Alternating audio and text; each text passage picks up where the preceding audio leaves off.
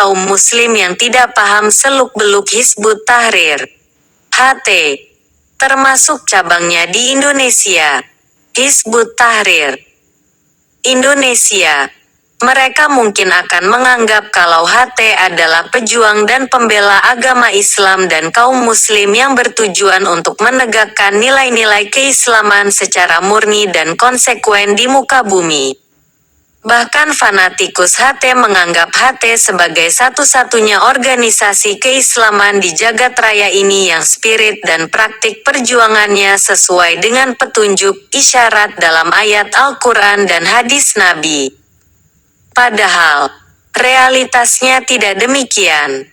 Pandangan dan praktik sosial politik keagamaan HT penuh dengan ambivalensi atau bahkan hipokrisi, serta jauh dari klaim mereka sebagai pembela umat Islam dan pejuang Islam yang lurus dan murni.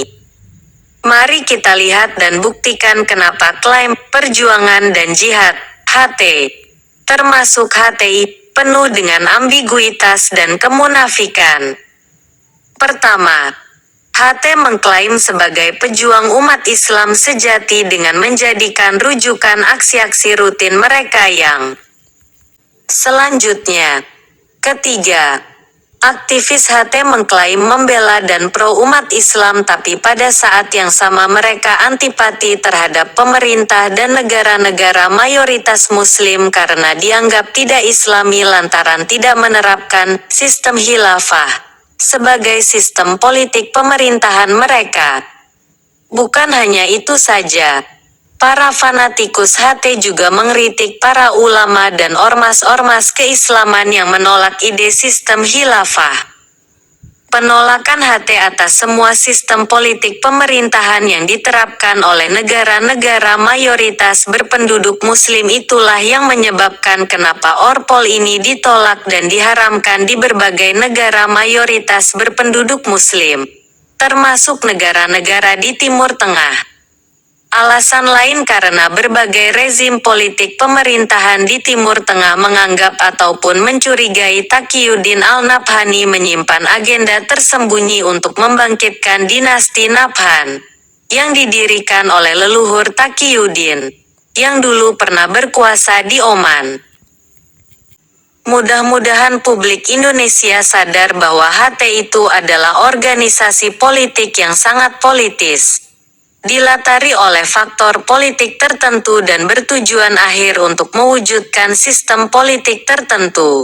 Sama sekali bukan untuk mewujudkan sistem politik Islam dan nilai-nilai keislaman seperti klaim mereka selama ini.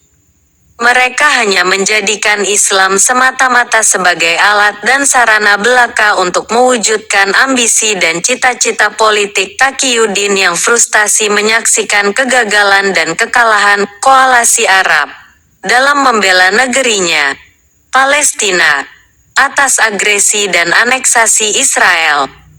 Semoga bermanfaat. Metodologi dan landasan linguistiknya. 354. Beberapa prinsip organisasi. 87. Dikatakan dari peminjaman konsep sosialis yang berat. 355. Atau memiliki nada Marxis-Leninis. 354. Dasar utopis tujuan komunisme atau khilafah. 356. Tidak menyukai demokrasi liberal. 356. Pesta pelopor yang terorganisir dengan baik. 72. Terdiri dari rahasia sel-sel. 76. 356. Sangat mementingkan penyebaran ide-idenya, ideologi. 356. Ambisi dunia. 356. Untuk transformasi revolusioner. 357. 305.